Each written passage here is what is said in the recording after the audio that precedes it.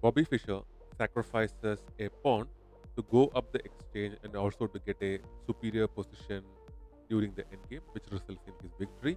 This is the round 10 of the World Championship match, and Bobby Fischer is playing with the white pieces, and Spassky is playing with the black pieces. So, this is the king's pawn opening, and the Ryle offers Murphy defense is played in defense, and now the bishop goes to a4 because of the pawn threat, and the knight jumps to f6 and castles on the king side. Fischer got an early castling as of the fifth move, and bishop goes to e7. Pascal looking to castle on the king side as well, and rook comes to e1, and b5 is played by Spassky, attacking the bishop, pushing it away from its intended square, and the bishop goes to b3, attacking the f2 square, f7 square over there, and d6 is played now, allowing the light square bishop of Spassky to develop, and c3 is played by Fischer, intending to push d4 when required, and also creating a space for the bishop to retreat if required. So castles on the king side, Spassky, and h3 is played, preventing the knight and the bishop from coming to the g4 and pinning this knight over here. And knight goes to b8. It's looking to reorient the knight, Spassky, and d4 is played by Fischer. And knight comes to d7, and knight to d2 is played by Fischer, activating his queen's knight, and bishop to b7 is played by Spassky, attacking the central pawn. It's defended twice, but Fischer places his bishop to c2, protecting that pawn once more. And rook comes to e8, and both the rooks are staring at each other through the e line. And b4 is played by Fischer, and bishop to f8 is played by Spassky, protecting the king pawn and also allowing the rook to develop further. So Fischer immediately pushes a4, attacking the pawn structure on the queen side, and knight comes to b6, and Fischer just pushes a5, attacking the knight. So knight again retrieves to d7, and bishop to b2 by Fischer, protecting this weak backward pawn, and q into b8 is played here. This was an inaccuracy. The better move was to bring your rook over here, uh, and but didn't happen. So rook comes to b1, protecting that bishop, and c5 is played by uh, Spassky now, and the pawn takes the pawn, the b pawn takes the c pawn, and the d pawn takes the c5 pawn, and d into e5 is played, and the knight takes the e5 pawn, and the knight takes the knight, and the queen takes the knight back. So c4 is played now, creating an X-ray attack on the queen. That was the intent of this earlier rook move, so you could play this move, and queen goes to f4, and the bishop takes the knight. So the queen takes the knight back, and c into b5 is now played, going for the pawn exchange. Now the rook comes to d8, and pinning the knight over here, and now with another attack on the knight, it will be in trouble, and the queen goes to c1, getting away from that pin, and Spassky brings his queen to c3, attacking the knight twice, which is only defended once. So the knight jumps to f3, and the queen, basically he takes that pawn, and after that the bishop comes to b3. This is shown as an inaccuracy because it was better to take the pawn, which allows the pawn to be taken, and immediately after that the queen goes to f4, creating a threat on the f7 square over here. So rook comes to d7, protecting this pawn over here, and this pawn is pinned as well, and now the knight jumps to e5, attacking the rook here as well. Spassky immediately places his queen to c7. Now you cannot take this rook now, because your queen will be gone, and so the rook goes to d1, attacking that rook, and the rook goes to e7, getting away from that knight attack, and immediately Fischer plays bishop to f7 check. So the rook takes that bishop, and the queen takes the rook, and after that uh,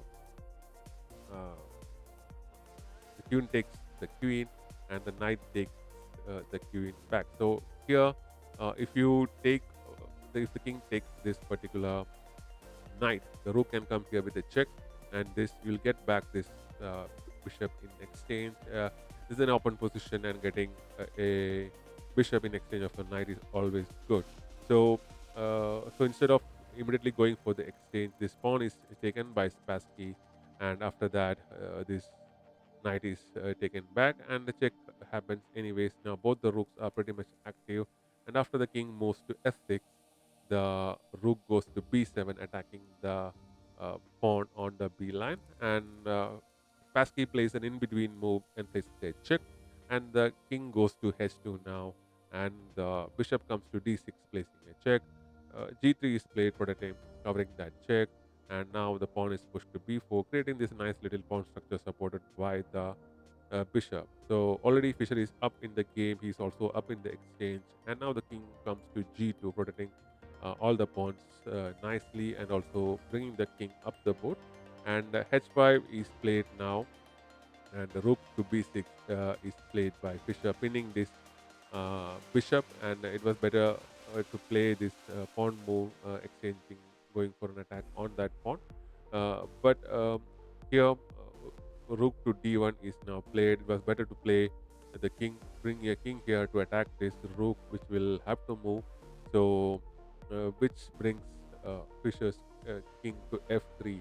And now the king goes back to f7, which is shown as a blunder. It was better to place this check over here, and the king will have to move, or you'll have to close with your rook.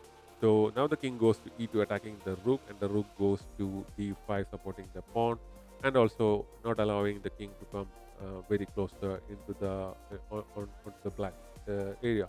Now after the pawn moves, and g4 is played now, and the pawns get exchanged, and h into g4 is played, and now g5 is played, and instead of going for the capture, f5 is played by Fischer, creating a good nice little pass pawn for him.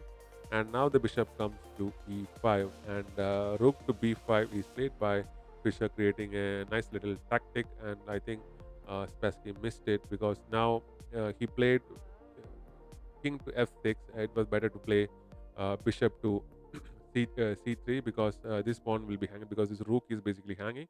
So this allows Fischer to capture this pawn. You cannot take with this pawn because it's pinned. If you take, your rook will be gone, and you'll be winning a pawn, and you're already down the exchange, and Fischer already have a better position. So he didn't go for the exchange, and the rook comes in, places a check, and the king come closer, and Fischer places his king to f3, supporting his pawn structure, and the rook goes to d8, and Fischer is now basically trying to exchange that particular rook, which is causing all the trouble. And now after a little bit of the move, the rook goes to g6, attacking this unprotected, isolated pawn over here. So king goes to d5, and Fischer takes that pawn, and the bishop goes to g5 now. And after that pawn push to f6, the king goes to d4, looking to support this pawn all the way to get the queen. Immediately, Fischer brings his rook to b1, and at this point, basically, Spassky resigns the game, because after this move, the following combination could happen. So you can just attack this, the king cannot go anywhere else, because it had to be in this place, because otherwise this bishop will be gone. So if you move this bishop, the check will happen, and the rook will be gone as well. So basically, due to that, the king goes to d5, trying to protect the rook, and now Fischer goes to e1. This bishop is pinned here, so you cannot move that bishop right now. And after the king moves, you will get that bishop, and after the check, you try for the exchange. Fischer pushes the pawn, and the rook goes to e8, and now that pawn will get queen, and it will be basically game over pretty soon. So that's why Spassky resigned like 6 or 7 moves before, and that's the game for you. A pretty tight game. Both the players fought pretty hard to win the match, but Fischer, through his tactics, went up the exchange, and with a superior end game position, and resulting in his victory in the round 10 of the World Championship match. So thanks very much for watching. We'll be back with more such videos very soon.